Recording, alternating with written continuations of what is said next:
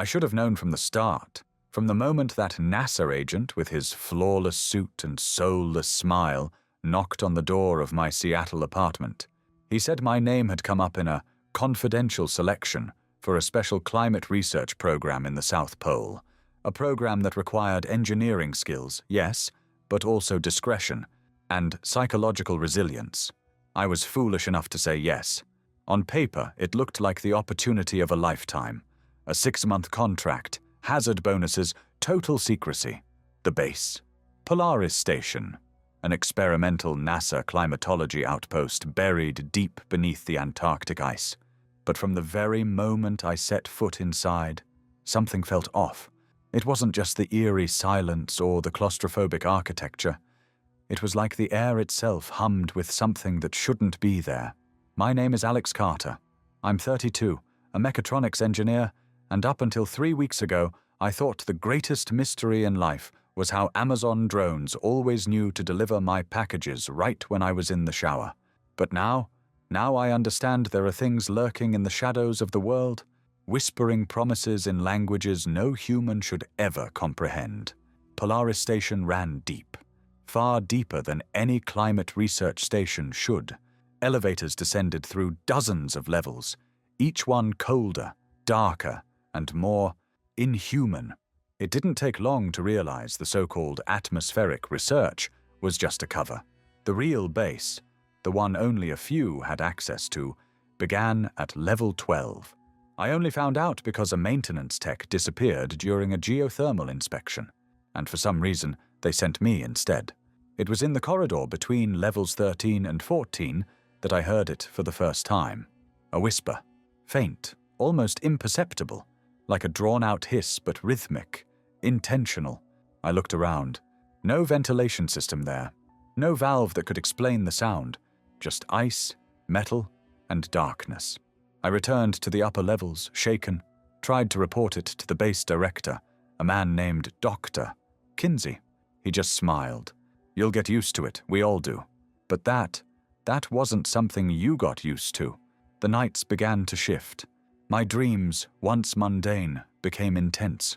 Always the same setting, an endless corridor, lined with black ice, and voices calling me. Not by name, but by something else. A sound I didn't recognize, yet made my heart race, as if my soul remembered it. I'd wake up drenched in cold sweat with nosebleeds, and the distinct chilling sensation that I wasn't alone in the room. One night, I bolted upright after one of those nightmares. There was a figure at the door. Shadows danced around it. I couldn't make out the face, but I knew it had been human. Once. He muttered to himself. Not words, equations, physics, chemistry. Some I recognized, others impossible ones. The next day, that same man was found on level 15, curled in the fetal position, eyes turned completely white, his body trembling like he'd spent hours in a vacuum. He no longer spoke, just murmured those same numbers and smiled, like he knew something we didn't. I started digging, broke into the main server using maintenance credentials, pulled archived logs, and found things that should never have been there. Records dated decades before the base's official founding. Reports mentioning external neurological frequencies detected beneath the ice. Notes on acoustic manifestations exhibiting intelligent behavior. And most disturbing of all, an internal memo between NASA officials and an organization known only as Orion. It suggested something buried beneath Antarctica for millennia, was waking up. I kept going. I couldn't stop. The voices were getting clearer, more distinct, no longer whispers. They talked among themselves, and I understood them. They began to promise me things, knowledge, power, the truth about the universe. But there was a price, one they'd reveal later, and I almost accepted. Almost. Then I found the video file, an unmarked recording.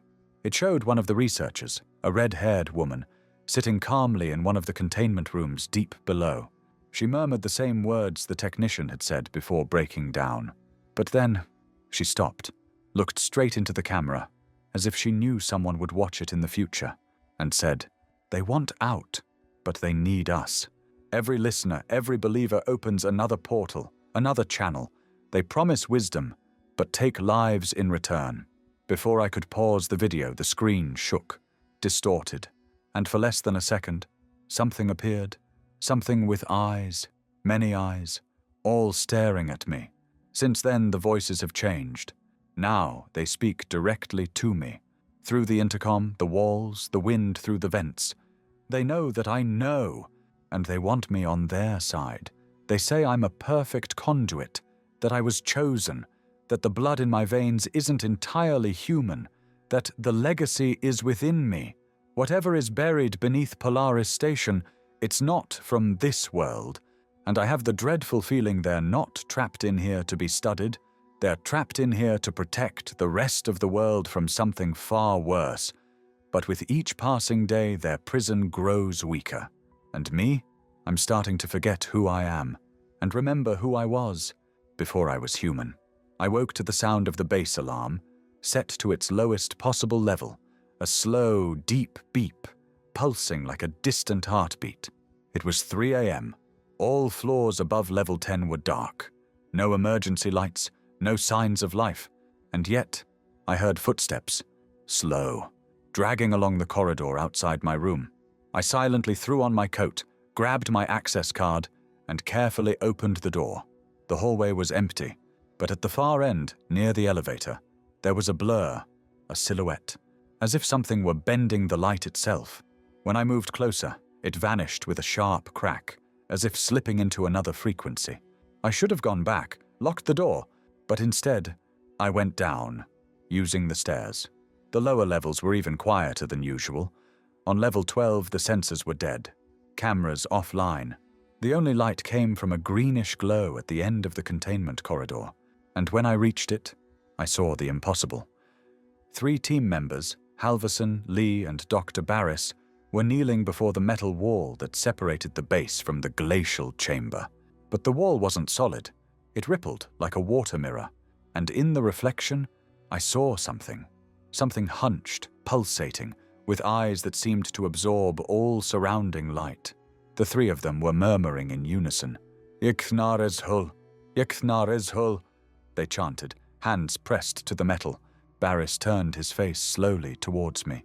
His right eye was completely black, filled with some thick, opaque fluid. But it was his smile that froze me. It wasn't recognition. It was an invitation. He wants you, Alex, he whispered. He needs a whole body. Ours are already worn out. I ran, sprinting through the corridors, climbing stairs like a madman, ignoring what my eyes were seeing on the walls, crawling shapes that cast no shadows, voices reciting equations in my own voice, a figure always at the edge of my vision, as if attached to me.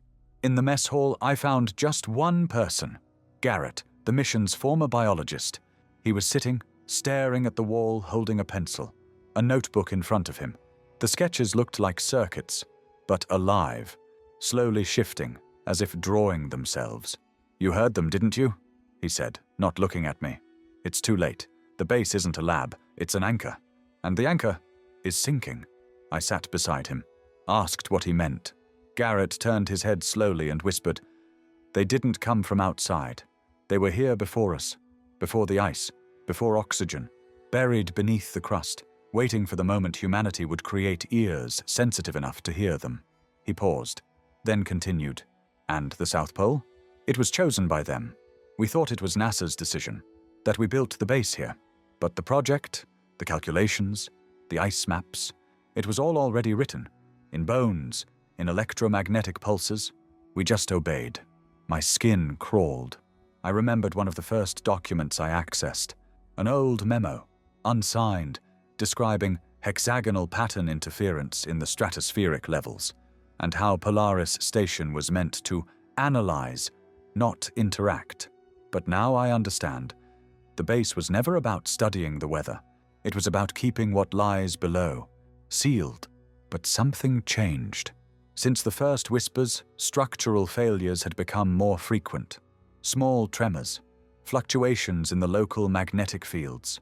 Then, 3 days ago, the core structure, what they called the null room, began emitting a low-frequency hum.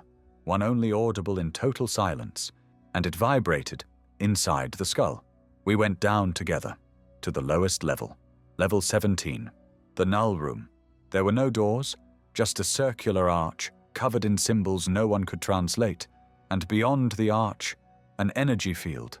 Blue at first, now black. Garrett stopped at the threshold. "We're not supposed to cross it," he said, "but he wants you to see. He said you're the bridge, the channel." "He who?" I asked. Garrett didn't reply.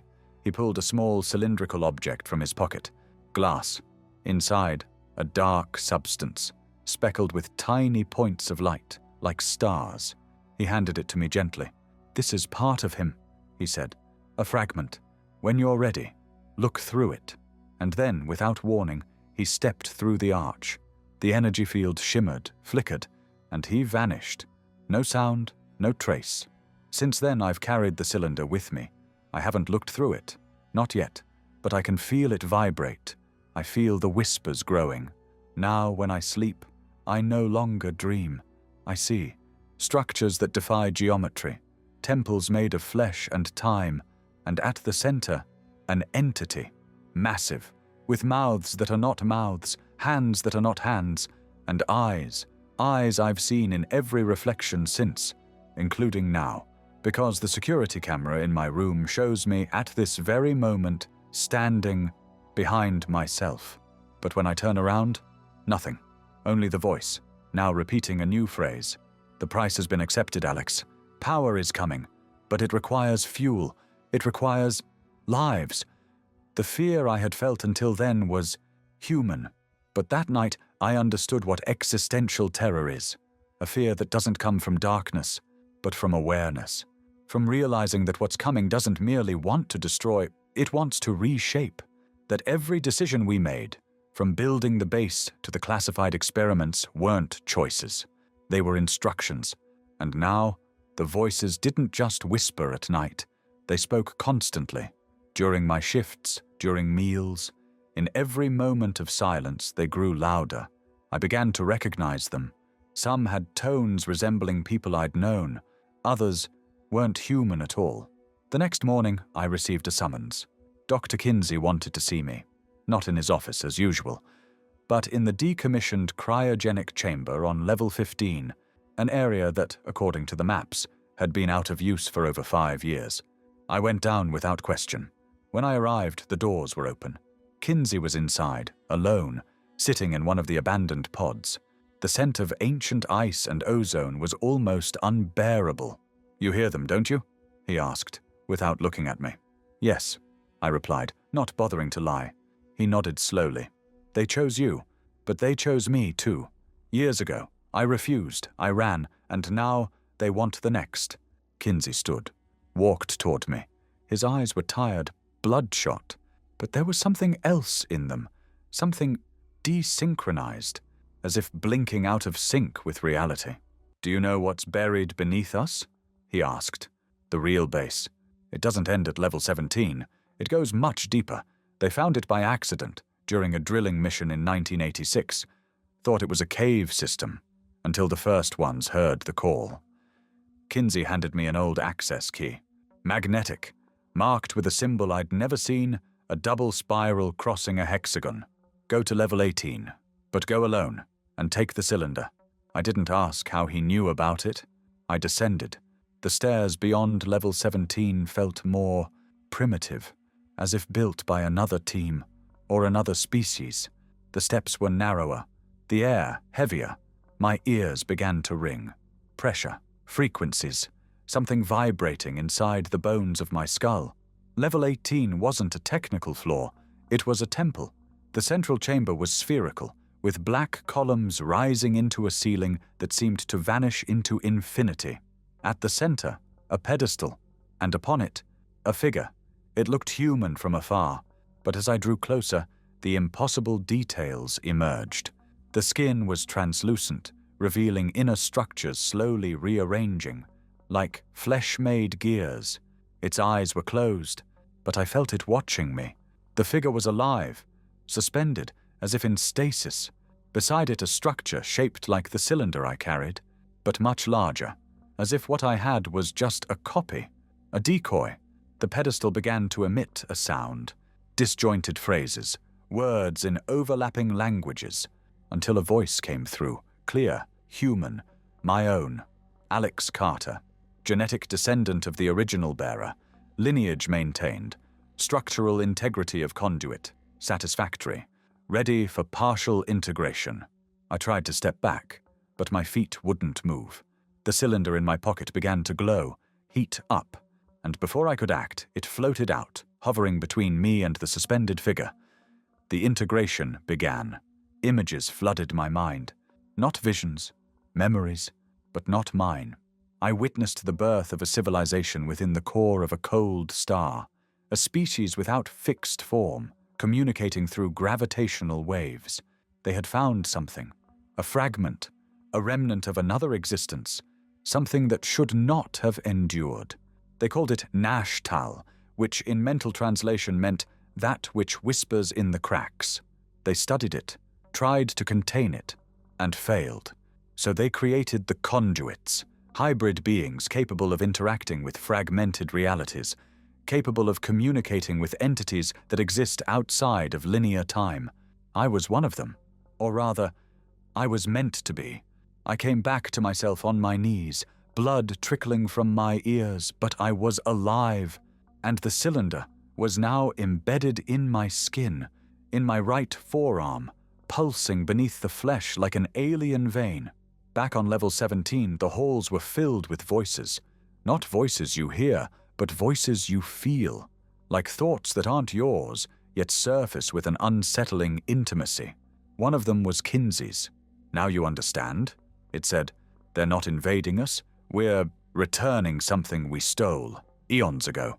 I returned to my room, unsure if I'd been gone minutes or days. The cameras tracked me the entire time, and the next morning, I was summoned to an emergency meeting.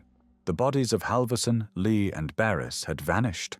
All at once, no trace, no signs of escape, only a message left on the base's monitoring screens. The harvest begins with the listeners, and ends with those who refuse to hear. Kinsey was among the missing, and now the eyes began appearing on the walls. When I woke the following day, the ceiling light blinked in an irregular pattern. 3 pulses. Pause. 3 pulses. Pause. It wasn't a power failure. It was code. Morse. Spelling one word. Look. I ran to the nearest terminal, isolated the surveillance circuit, and searched for any footage from the night. Nothing. Just static. But when I enhanced the thermal contrast, I saw them. Silhouettes. Several. Moving through the corridors, passing through locked doors, ignoring the base's architecture as if physics meant nothing to them. One of them stopped in front of the South Sector's exterior camera, and slowly, very slowly, turned to face the sensor. For a second, the frozen frame revealed a mouth, a massive one, where a face should have been, and it was smiling. The emergency meeting was cancelled. Most of the crew had disappeared. The few who remained were completely silent. Not normal fear, but apathy, resignation, as if they had accepted it like an inevitable cycle. I tried to speak with Dr. Alvarez, the head of security. She was in the mess hall, staring blankly at a wall. When I called her name, she finally turned and whispered, "We're inside it now, Alex. The base has been absorbed." She pulled back her sleeve. Her arm was covered in markings, not tattoos, deep carvings etched into the flesh itself, shapes that pulsed, reacting to light. They mark those who listen. When hearing becomes perfect, the body responds. She handed me a device. It looked like an old communicator, but with interfaces I couldn't identify. She pointed to a red button. "When the time comes, you'll know. But use it only once, or else you won't return." Before I could ask what she meant, the floor trembled. The first real quake. Seismic failure alarms blared across the lower levels. The structure was failing, but not naturally. The ice was melting from the inside out, as if something was breaking free. I rushed to the monitoring room. The base AI, codename Argus, was still operational, though showing signs of cognitive instability. I requested a structural integrity report. The data was chaos. Sensors were detecting a chamber, unregistered, expanding beneath level 20. I repeat, level 20. A floor that wasn't supposed to exist, but now it did. Argus responded in a low, whisper-like tone. New core detected. Matter pattern incompatible with known elements. Organic expansion in progress. Tachyonic vibration detected. Conscious anomaly. Growing. I asked it to repeat. Argus simply replied, "He's awake." My breath caught. I knew who he was, or at least what he represented. I remembered what Garrett had said, that the base was an anchor, and now it was sinking, but not into ice, into reality itself, as if we were being pulled into another layer of the universe, one where the laws are different, flexible. I went to the base's biogenetic lab, tried to find any research that could explain this, and I found them. The sealed files of Operation Aurora, a project that, according to the documents, involved direct interface with the primordial field. It took hours to break the encryption, and once I did, I wished I hadn't. Test videos, volunteers, humans exposed to specific frequencies, transmitted directly into the auditory cortex. Most lost their minds in seconds. Some suffered ruptured blood vessels, but one endured. Garrett. He was the first to fully hear, the first to see, and it was he who proposed the construction of the null room as a point of connection. The final report stated, "The conduit has been identified. When the mother entity reaches the threshold of form, convergence will be inevitable. The only defense will be total silence." I shut down the terminal. My left ear began to bleed, but I already knew what I had to do. I returned to my room, grabbed the cylinder embedded in my arm. Its glow was stronger now, reacting, it seemed, to my choices. Alvarez's communicator pulsed too. Red. Ready. And then I felt it. Everyone on the base, murmuring in unison. A chorus of hundreds, not just the living, but those who had vanished. They were somewhere, and they were still speaking. A collective frequency, like a summoning ritual. I rushed to level 16. The null room was shaking, the energy field unstable. But there was something else. A fracture. In the floor, in the ceiling, in space itself. As if reality were tearing, like paper. And then a voice. Not external, internal. "Come, Alex. The original form awaits." I screamed, refused, tried to run. But the cylinder in my arm began to expand, to shine in colors beyond comprehension. And for the first time, I saw what lay beyond the rift. Endless plains made of flesh and stardust bone, towers that breathed, entities floating weightlessly, and at the center, a colossal shadow, with mouths aligned like planetary rings, and all of them whispering my name. "Alex! Alex! Alex!" I stepped back, and in that instant, someone pulled me. "Alvarez," she shouted, "use the button, now!" I hesitated, but then everything around me began to fold. As if being sucked in, I saw faces forming in the walls, arms reaching from the floor. The base was becoming him.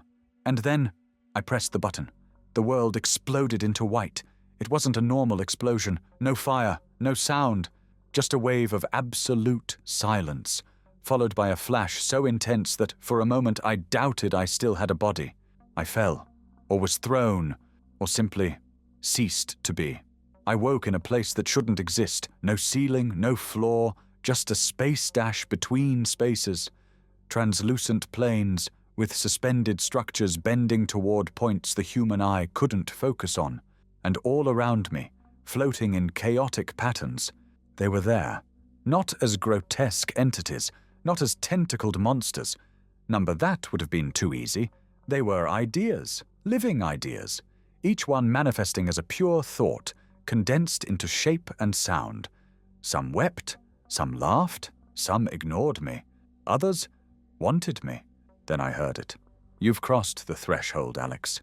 The voice came from all directions, but also from within me. The button didn't save you. It merely revealed. You've always belonged here. My body, what was left of it, began to dissolve into symbols. I thought I was dying, but then I realized I was being translated, converted, as if my essence were being re-encoded to exist there. One of the ideas approached. It was familiar, shaped like a memory. My mother's face watching me as a child. But her eyes were empty, and from her mouth came a phrase I will never forget. The cycle begins anew, and you are the bridge. Not the hero, not the villain. The bridge. I was pulled back, woke up in my bed. Yes, my bed, in the base. But something was off. Everything was too normal. The wall panel worked. The lights were steady. The Argus system said all systems were operational.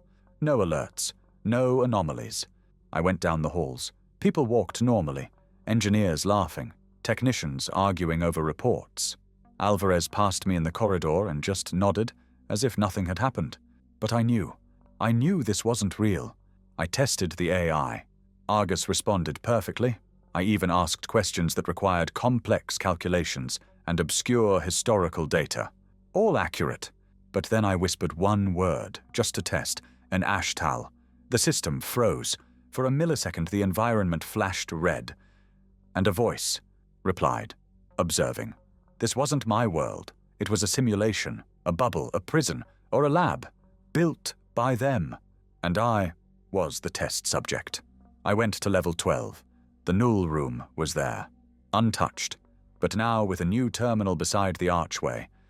And on it, a blue button. Simple, etched with a Latin inscription, Iterum incipit. It begins again. For the first time I understood. Polaris space was never real in the traditional sense.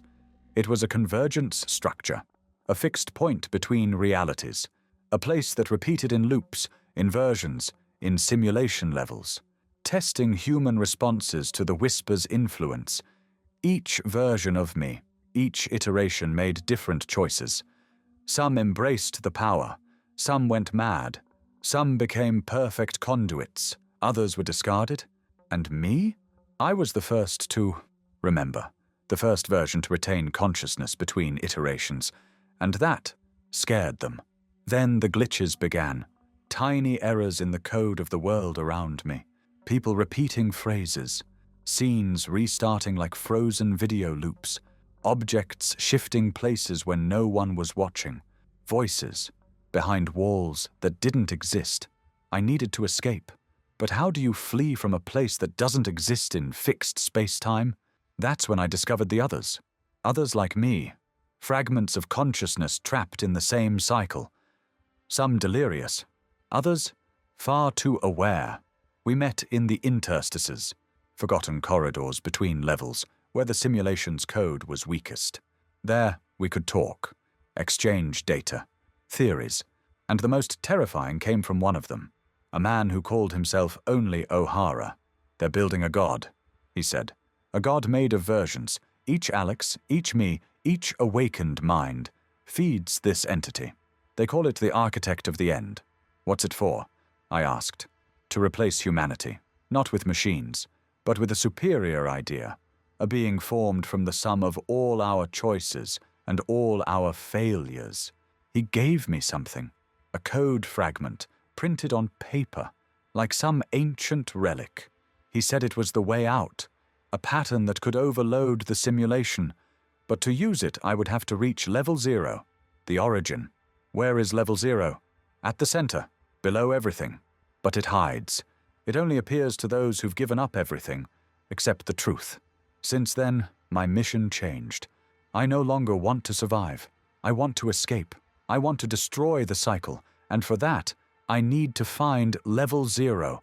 I need to completely lose myself. I knew that to reach level 0, I had to sever the last link to reality. The idea that there was a defined me. In this bubble of endless iteration, clinging to any sense of identity was a prison disguised as protection.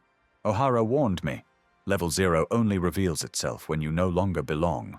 Not to anywhere. Not even to yourself. So I began to let go.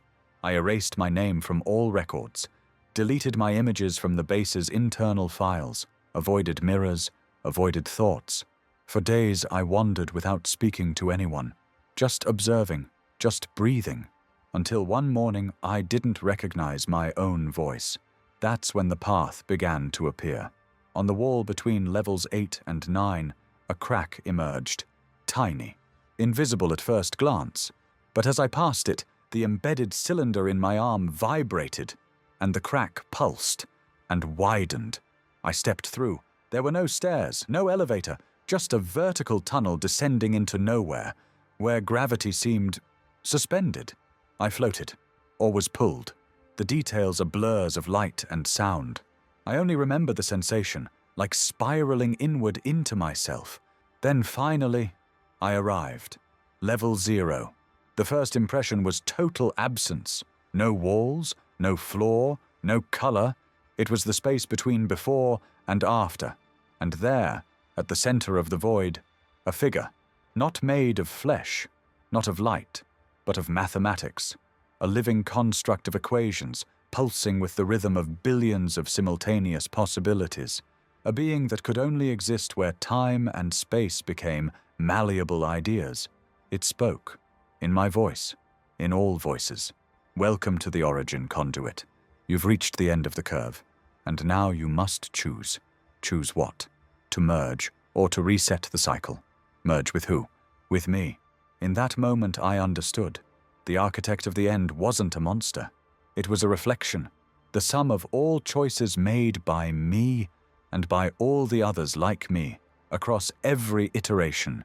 It was the final product of the experiment, and it wanted to finish the process, to merge with my consciousness and close the loop, to become a new form of existence.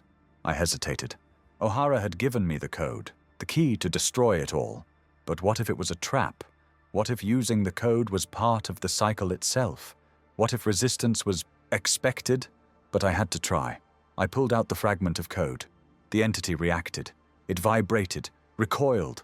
A sound emerged, like 1,000 screams in unison, as if every version of me was being torn apart. But I didn't stop. I recited the code. Not with words, but with intention. Reality cracked. The entity screamed, and everything vanished. I awoke in total darkness, floating. I didn't know if I was alive, if I was still Alex, if there even was a world beyond that place. But then, a light, faint, from far away. A station, Polaris base, again, but different. The structures were new. The walls bore inscriptions. The corridors were organic, as if the base had been constructed from memories instead of metal. And at the center of it all, a room, with a screen. It displayed images, of me, of every version of me. Hundreds, thousands, some begging for help, others smiling, enveloped by the entity, some dead. And beneath the screen a single phrase, "You have seen. Now you will see again, and again, until you accept." I screamed, not out of fear, but of rage, because now I understood. The destruction of the cycle was part of the cycle. Rebellion was the fuel, and the illusion of choice, the final trick. Everything was part of the whisper. Everything, including you. Yes, you, hearing my voice now. They know you're listening. They knew this story would reach you, and now they've started whispering to you too. Since I returned, or since I was pushed back, nothing has felt solid. Everything around me bears a faint transparency. People, objects, even time. As if every element teeters on the edge of dissolution, a weary simulation, replaying scenes with less conviction on each new loop. That's when I realized they were losing control. The entity, the cycle, the prison, it was all unraveling, not because of the code I used, but because of something far simpler. Memory. The memory of what I saw, of what I was, of what we are. That memory was contaminating the system, corrupting the structure. Every time I recognized a pattern, every time I noticed a detail that should have changed, the world trembled. Tiny glitches at first, a mug that reappeared after being shattered, a conversation repeated word for word on different days, until one night she appeared, at my door. The figure I first saw in that video long ago, the red-haired woman with deep eyes, who had looked straight into the camera and spoke of portals, whispers, and price. She was standing before me now. "You broke them, Alex," she said. "Or rather, you made them doubt. And that's something they cannot endure. Doubt. Doubt in themselves." "Who are you?" I asked. "I'm the echo of the first rupture. The first who didn't accept. But they didn't erase me. They hid me. Here, in the margins of the simulation. And now, I need you to go to the heart. Where is it? She didn't answer. She simply extended her hand. I touched it, and everything changed. Reality fell like burning paper, and beneath it, the true world, or the closest thing to it I could reach. It was an infinite chamber, filled with pods, thousands, maybe millions, each one with a version of me, sleeping, dreaming, trapped in their individual simulations. Some were static, others trembled, some had already become monsters. This is where they build the entity, she said. Each pod feeds a fragment of the collective mind they call the architect. But when a consciousness escapes, it weakens. How many have escaped? Few. You're the only one who returned with full memory. You are the statistical anomaly, the aberration, the hope. So there is a way out. She hesitated. There's a center, a core, the origin of the simulation. It links all realities together. If you destroy it, the system collapses, but there's a price. Again, she nodded. You don't come back. That sentence hung heavy. For a moment I thought of backing out, that maybe it was all a lie, maybe I was just losing my mind, but then I looked around, at the versions of me, trapped, some crying, others screaming, some pounding against the glass until they bled. I couldn't let it continue. I accepted. The woman smiled, and dissolved into light. I was guided by a trail of floating symbols, each one lighting up as I stepped forward. And when I reached the center, I saw it. The core. It wasn't a machine, nor a creature. It was a mirror, gigantic, circular, and within it, no reflection, only sound. The whisper. All the whispers I had ever heard, all the fears, the desires, the promises, merged into a single hum, vibrating with the frequency of my soul. And at the center of the mirror, a shape began to form. Me, but not me now. It was the first version, the original Alex Carter, before the bass, before the whispers. He looked at me with hollow eyes and spoke. You want to break the cycle, but the cycle is you. Number, the cycle is a prison. Number, it's what keeps the entity stable. If you break it, it escapes, and you've seen what happens if it gets out. The dilemma paralyzed me. To destroy the core would free everyone, but it would also open the door for the architect to fully manifest in the physical world, something even the ancient entities had failed to contain. But to keep the cycle was to perpetuate the prison, the suffering, the lie. I stood there for what felt like years. Then another voice spoke. Trust the one who remembers, Alex, not the one who shows you the mirror. It was the woman, inside my mind. And then I understood. The entity needed me to believe that destruction was worse than imprisonment. But that was just another trick, because freedom isn't about safety. It's about choice. I clenched my fists, touched the mirror, and whispered back, I choose chaos. The mirror cracked, at first silently, then with a shattering roar that echoed not in my ears, but inside my mind.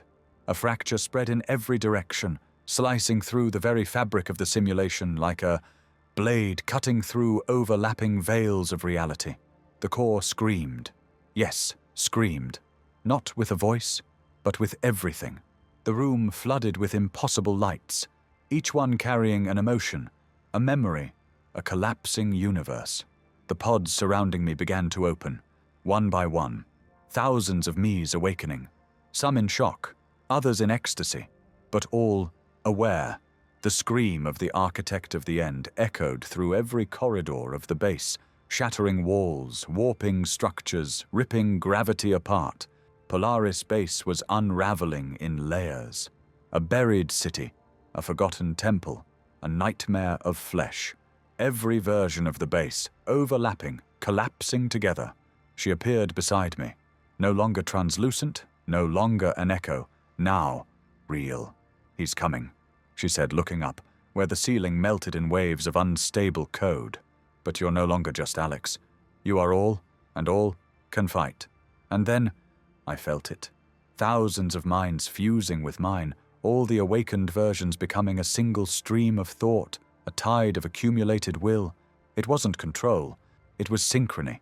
For the first time, There were no whispers, only voices, united, and with that, we fought. The architect emerged from the shattered mirror, a colossal figure made of corrupted data, overlaid voices, distorted faces. With each step, the ground dissolved. He didn't need to touch, he simply was. But now, we were too. Time stopped making sense. Each of our thoughts shaped the environment. Corridors became tunnels of light. Walls turned to ramparts of code.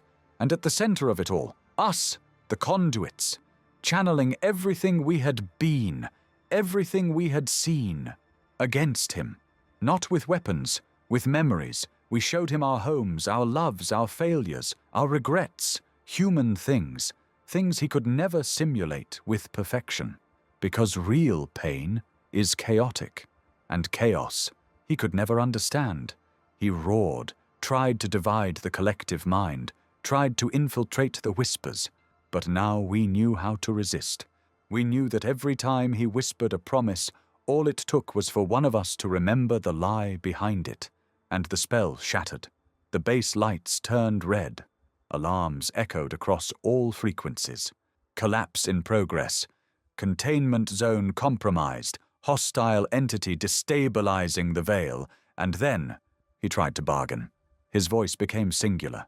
Alex, let me exist. Give me form. I can give you everything. A world where you are the creator. A universe where you will never be forgotten. A temple in your name. Just say yes. For a moment, time stopped. The minds hesitated. But I didn't. My name is Alex Carter. I am human, and I choose death over control. I reached into the heart of the entity and activated the final code. A pulse surged from me, amplified by the thousands of awakened versions, like a final scream, an absolute refusal. A no so powerful it tore through the core's fabric like a blade forged from everything that made us real. The architect screamed again, not in rage, but in fear, because he knew we were free. The simulation shook, the structures collapsed. Polaris space began to disappear, not in flames, but in forgetting. And with it, everything. What came after was silence. A silence so absolute it felt like it lasted an eternity. And then, a sound, a breath, mine. I opened my eyes. Natural light, clear sky, cold air. For the first time in countless cycles, I was breathing real air. Not the recycled air of Polaris space, not the stagnant air of a simulation, but the weight, the texture, the taste of the true world. I was lying in the snow, alone, miles from any structure. Around me, the vast silence of Antarctica. No metal walls, no endless corridors, no cameras watching me. Just the world. I tried to stand. My body felt like lead, rebuilt, reborn. Every muscle ached. But there was something else. Relief. Lightness. For the first time, the whispers were gone. I walked for hours, guided only by the glow of the sky and instinct, until I saw something on the horizon. Not a base, not a portal, but something simple, human, an emergency shelter, buried in ice, forgotten. Inside, I found thermal clothing, minimal supplies, and, most surprisingly, a rudimentary satellite communicator. Years out of use, yet still functional, as if it had been waiting for me. I activated it, transmitted a signal, nothing for hours. Then, a response. "This is McMurdo Station. Identify yourself." My voice faltered. I no longer knew who I was.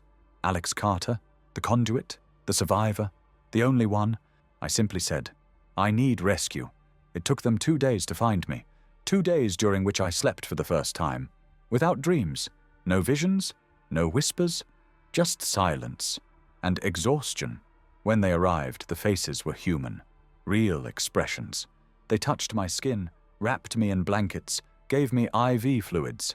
They spoke kindly, but with confusion, as if I were an impossible presence. They brought me to a medical facility, ran tests, asked me where I'd been. I said, "Polaris base." They exchanged glances. "There's no active base by that name," they said. "No records, no structures, nothing," I insisted. They searched, scoured NASA archives, NSA, the Air Force, nothing. as if it had been erased from history, or as if it had never existed. I wanted to lose my mind, but then I understood. The destruction of the cycle didn't just erase the simulation, it erased its influence. The base, the project, the core, the architect, all removed from reality. Like a tumor excised with surgical precision. The world never knew, and now it never could. But I remembered, and maybe that was enough. Months passed. I returned to my city, tried to rebuild my life, walk the streets, smell the coffee, hear people argue about meaningless things, and in every detail, I smiled, because I understood its worth. Freedom wasn't an epic battle, it was the sum of tiny moments in which you are not being watched. But peace never lasts. Yesterday, when I opened my mailbox, I found an envelope. No return address. Inside, just a single sheet. An equation. One I had seen before. One only conduits would recognize. And below it, a symbol. The double spiral. Along with 2 handwritten words, first wave. I stood motionless for hours. Envelope in hand. The symbol inked in something living, almost pulsing. And the words, first wave. They left no room for doubt. The cycle had been broken, yes. But what came before was only the surface. The simulation was a testing ground, an antenna, and we, the conduits, were the beta, provisional versions of a greater connection, an ancient ritual disguised as technology. The truth now crushed me. By breaking the cycle, by defeating the architect of the end, we made way for what lay beyond it. Something that didn't need to trick us with whispers.